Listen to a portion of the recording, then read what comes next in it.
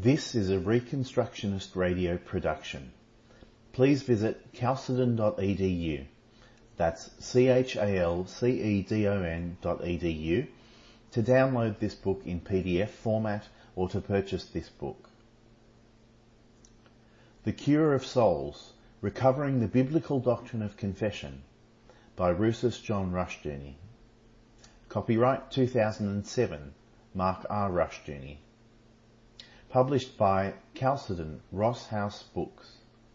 P.O. Box 158, Vallecito, California 95251. All rights reserved. The Cure of Souls, Recovering the Biblical Doctrine of Confession by R.J. Rushdoony.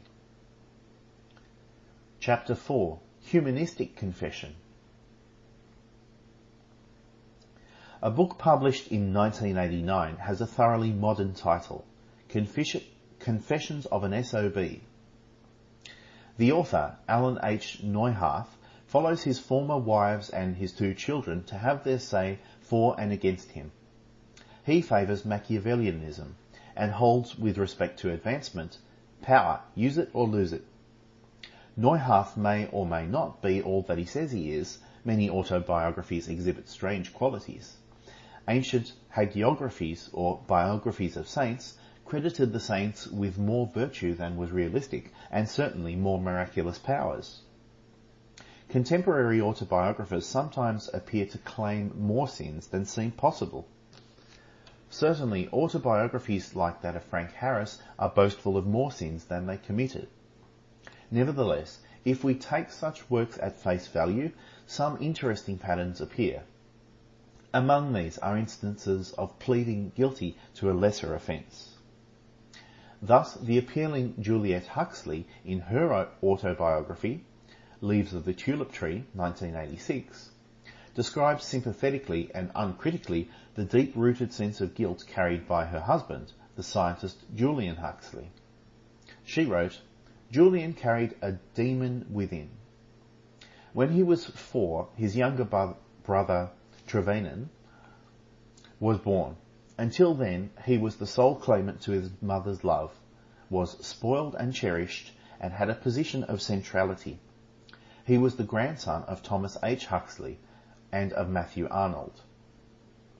Although the boys were soon the best of friends, Julian saw Trevenin's birth as the beginning of a burden. This demon tormented Julian all his life with a sense of guilt. A few months before he died, his wife Juliet said to him that this demon within was destroying both of them. He answered quite casually, 'Of course I have a demon. I had it since I was 4. This idea fits nicely with the modern myth of an inescapable sibling rivalry. When occasionally such a rivalry or jealousy may occur, it is neither normal nor common. Even when it does occur, it is absurd to see it as the cause of guilt. Such reasoning is pleading guilty to the lesser offence. In Julian Huxley's case, he was a cold and impersonal man. He was anti-Christian and was contemptuous of the faith. He was also an adulterer who told his wife to find her own solace sexually with other men. He saw this not as a question of morality, but of philosophy. Of his wife and of his work, he wrote to a young woman, quote, "In reality, I am a pluralist in my philosophy, having given up the quest for unity." End quote.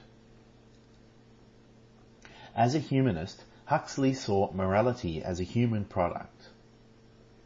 Julian Huxley suffered all his life from a sense of guilt, which he apparently saw in biological terms after Freud and also in terms of heredity.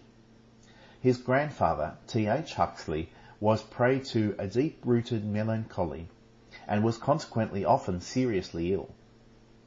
Julian Huxley read his problem in terms of this, but T.H. Huxley had much in his life and work to give him a deep sense of guilt also.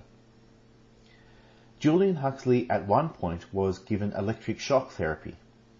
Believing guilt to be biological, he sought ostensibly scientific treatment thereof. He would have regarded the Christian confessional as a magical answer. The shock therapy gave him some recovery for a time, but his basic problem remained. Juliet Huxley, clearly a kindly and loving person, had her own deep sense of sin, which she blamed on her Calvinistic mother. Her mother, however, comes through the autobiography as the one superior person. Juliet's lack of faith and her reluctant compliance with Julian's demand that she exercise her sexual freedom are not related to this sense of guilt.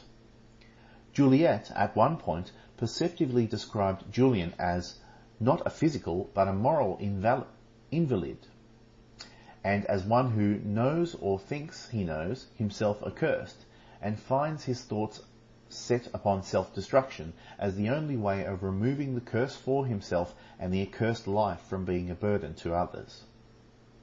It was the work of Freud to separate the sense of sin from the sense of guilt.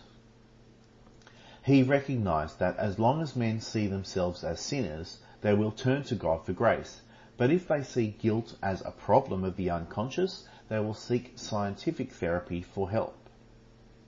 For Julian Huxley, to see sibling rivalry as his lifelong problem, and for Juliet to blame her mother for her sense of guilt, was in both cases pleading, to use Edmund Bergler's term, to the lesser offence while concealing the real problem. In other instances, confessions of the autobiographical variety seek other justification, that is, sinning as a means to grace, to use biblical language, or in modern terms, therapeutic and experimental living. An example of this is Rosemary Daniels' Sleeping with Soldiers in Search of the Macho Man. She is a writer who has received 2 national endowments for the arts grants in literature and has worked as a journalist, an advertising copywriter and a teacher. She has also been a college poet in residence. By her own account, Rosemary Daniel has been 3 times married and divorced. She had gay men friends. She passed discarded lovers on to her daughter. She experimented with lesbianism. She had abortions. She was promiscuous with all kinds of men, especially lower class, was beaten and fought physically with her men. And a psychologist whom she was interviewing poignantly said to her, "I hope you're not attracted to drunken, abusive men," which she was. A strong feminist, Ms. Daniel sought out coarse, crude men who saw women only as sexual toys. While sexually aroused by such men, she confessed also to self-disgust. She says of such men, quote, "My masochism was more readily satisfied by his craziness," end quote. She wanted to be possessed by a strong man. One man, given to sadomasochism in his sexual life, said, quote, "I'm just an animal, I guess," end quote, and this was his favourite boast. This held an appeal for her, although, by her own statement, she knew that the relationship was sick. All this was her own form of saturation therapy. One wonders, therapy to what end? She had written in one of her poems, "Only the sensual are innocent." Innocent of what? Why all this sexual experimentation, which to many would appear to be the most distasteful kind of gutter crawling? Juliet Huxley cited a sentence from Paul Tillich as a basic to Julian Huxley's views, and the words certainly apply as well to Rosemary Daniel. Tillich wrote, quote, "The immemorial experience of mankind, that new knowledge can only be won through breaking a taboo, that all autonomous thinking is accompanied by a consciousness of guilt, has been the fundamental experience of my life." End quote. Such thinking has been basic to modern science and to humanism.